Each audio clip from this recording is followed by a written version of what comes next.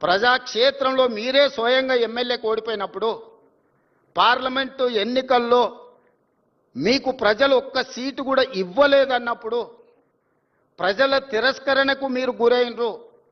కానీ ప్రజలు ఓటేయక ప్రజలే తప్పు చేసిందన్న ఆ నేరాన్ని ప్రజల మీద మోపడానికి ప్రయత్నం చేస్తే ఇదెక్కడి ప్రజాస్వామ్యము, ఇదెక్కడి జాతిపిత, ఇదెక్కడి ఉద్యమకారుడి ఆలోచన నాకైతే అర్థం కాలే. ప్రజల తిరస్కరణకు గురైనప్పుడు ప్రజాస్వామిక విలువలను గౌరవించే వాళ్ళు ఎవరైనా ఉంటే నేను చేయగలిగిన ప్రయత్నం చేసినా ఇప్పుడు ప్రజలు తిరస్కరించారు కాబట్టి హుందాగా ప్రజాక్షేత్రంలో నుంచి నేను తప్పుకుంటున్నా అని ముందుకొచ్చి ప్రకటిస్తే కొంతైనా మీ గౌరవం నిలబడుతుంది.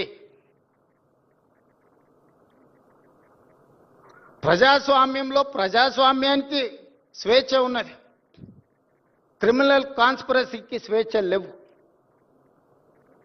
డెమోక్రటిక్ ప్రాసెస్లో ప్రజాస్వామిక విలువలు ప్రజలు లేదా ప్రజాప్రతినిధులు స్వేచ్ఛగా ప్రజాస్వామ్య పరిమితికి లోబడి వారి అభిప్రాయాలను వ్యక్తపరచడానికి మాత్రమే స్వేచ్ఛ ఉంది తప్ప నేరాలు చేస్తాం, ఆ నేరాలను మీరు అడగొద్దు, మీరు విచారించొద్దు అనే స్వేచ్ఛ, క్రిమినల్ ఫ్రీడమ్ లేదు అని నేను భావిస్తున్నా.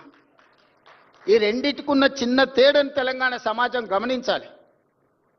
అధికారం ఉన్నప్పుడు దాన్ని దుర్వినియోగాన్ని చేసి అధికారాన్ని పదిలం చేసుకోవాలన్న ఆలోచనతోని వేల కోట్ల రూపాయలు, వందల ఎకరాల భూములు అన్ని రకాలుగా సంపాదించుకొని అక్రమ మార్గాలను ఎంచుకున్నప్పుడు విచారణ తప్పదు. ప్రజాస్వామ్యబద్ధంగా డాక్టర్ బాబాసాహెబ్ అంబేద్కర్ గారు ఇచ్చిన రాజ్యాంగమే అది.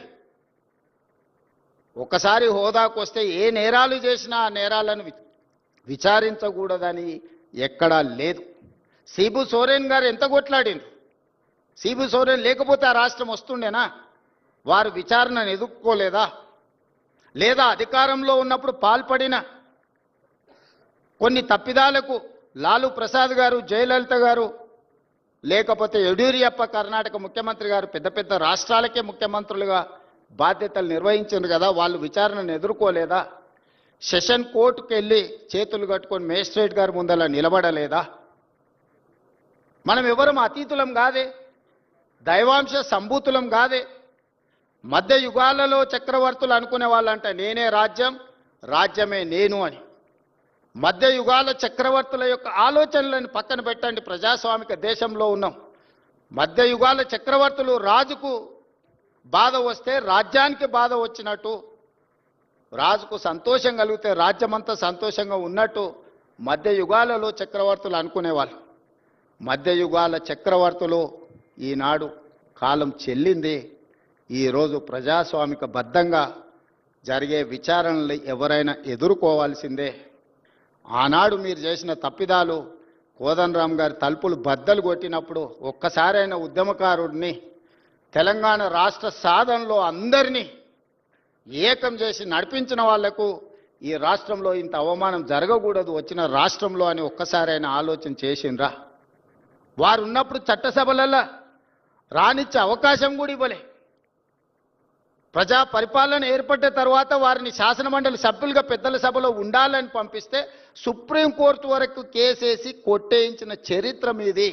అంత నేరం కోదండరామ్ గారు ఏం చేసిండ్రని నేను అడుగుతున్నా.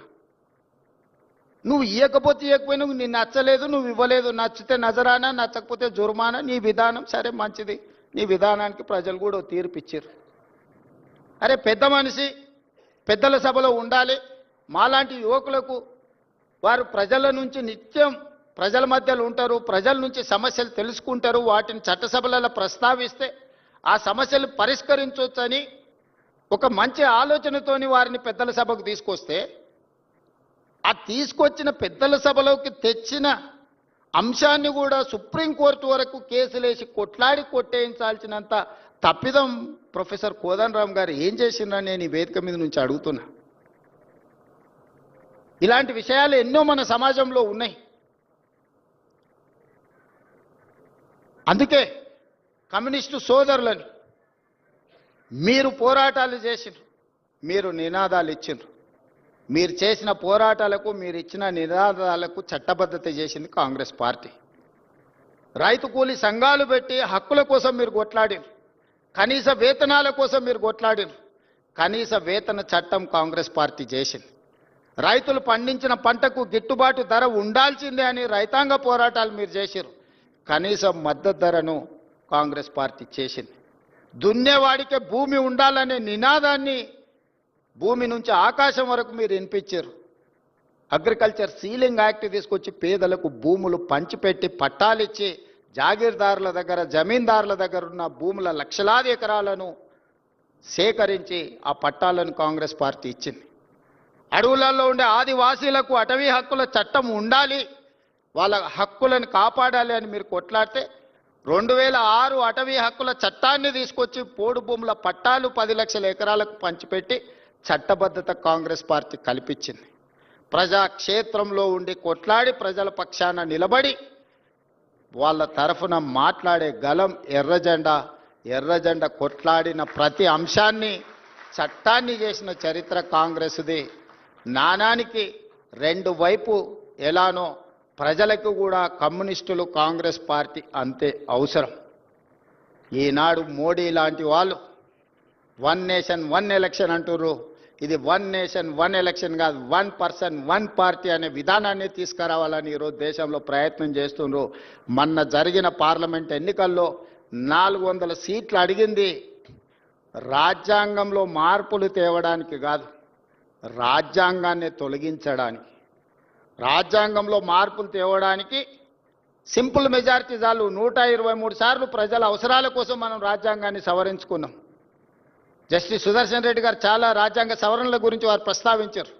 డాక్టర్ బాబాసాహెబ్ అంబేద్కర్ గారు రాజ్యాంగంలోనే ప్రొవిజన్ ఇచ్చిండు, ప్రజలకు అవసరమైనప్పుడు ప్రజలకు అనుకూలంగా రాజ్యాంగాన్ని సవరించుకొని ఒక మంచి పరిపాలన అందించడానికి వారు రాసిన రాజ్యాంగంలోనే వారు అవకాశాన్ని ఇచ్చింది. నిజంగా ప్రజలకు అనుకూలమైన మార్పులు తీసుకురావడానికి 400 సీట్లు అవసరం లేదు. రాజ్యాంగాన్ని రద్దు చేయాలన్న దుర్మార్గమైన ఆలోచనతో 400 సీట్లు అడిగితే ప్రజలు సింపుల్ మెజారిటీ కూడా ఇవ్వకుండా ప్రజలు తెలివిగా వ్యవహరించి ఆ పార్టీని నియంత్రించిండ్రు. ఇప్పుడు పరోక్షంగా ప్రజలకు రాజ్యాంగం ద్వారా ప్రసాదించబడిన ఓటు హక్కును కాలరాయాలని కుట్ర జరుగుతుంది. దానికి పర్యాయ పదమే ఎస్ఐఆర్ రూపంలో తీసుకొచ్చారు. ఆనాడు పేదలకు ఓటు హక్కు ఉండాలనా వద్దా అని చర్చ జరిగినప్పుడు గోల్వాల్కర్ విధానాన్ని సిద్ధాంతాన్ని నమ్మినోళ్ళు పేదలకు ఓటు హక్కు ఉండొద్దు అని అంటే పేదవాడికి ఆయుధమే ఓటు అవుతుంది, పేదవాడిని ఎవడు పరిపాలించాలని వాళ్ళు నిర్ణయం తీసుకుంటారని ఆనాడు నెహ్రూ అదేవిధంగా అంబేద్కర్ గారు ఓటు హక్కునిచ్చిండ్రు. ఆ ఓటు హక్కును కాలరాయడానికి కుట్ర జరుగుతుంది. కమ్యూనిస్టు సోదరులు గ్రామాలలో చైతన్యం తీసుకురావాలి. ఈరోజు ఎన్నో విషయాల గురించి మాట్లాడుతున్నారు. మీ తాతలు ముత్తాతలు ఎక్కడ పుట్టినరో వాటి వివరాలు తీసుకురండి. రాహుల్ గాంధీ గారు ఒకే ఒక్క మాట అడిగింది, మోడీ గారు మీరు చదువుకున్న సర్టిఫికెట్ ఒకటి చూపించండి అని. ఆ సర్టిఫికెట్ మాత్రం చూపించాడంటే ఆర్టీఐ కూడా అతీతం అంటది. మోడీ గారి చదువు గురించి చదువుకున్న సర్టిఫికెటే అడిగింది. ఇప్పుడు నేను హార్వర్డ్ పోయి వచ్చిన, నారాయణ గారిని సర్టిఫికెట్ ఏడుందంటే తెచ్చి చూపిస్తా, సార్ ఇదో సర్టిఫికెట్ హార్వర్డ్లో నాకు ఇచ్చిరని. నేను చదువుకున్నది నిజమైనప్పుడు, నాకు పట్టా ఇచ్చింది నిజమైనప్పుడు చూపించడానికి ఉన్న సమస్య ఏంది? ఎక్కడ చదువుకున్నానో ఏ యూనివర్సిటీ నాకు ఇచ్చిందో చూపించడానికి ఉన్న సమస్య ఏంది? మీ చదువుకున్న సర్టిఫికెటే ఒక రహస్యమైనప్పుడు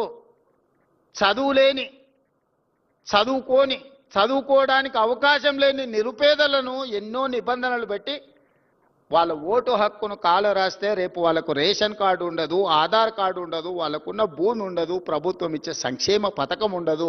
దీని వెనకాల కుట్ర ఉంది, పేదవాళ్ళని అణచేయాలన్న ఆలోచన ఉంది. రాజ్యాంగాన్ని ఒక రూపంలో పూర్తిగా సమూలమైన మార్పు తీసుకురావాలనేది ఆ రూపంలో అవకాశం లేదు కాబట్టి ఇంకొక రూపంలో ఈరోజు దాడి జరుగుతుంది రాజ్యాంగం మీద.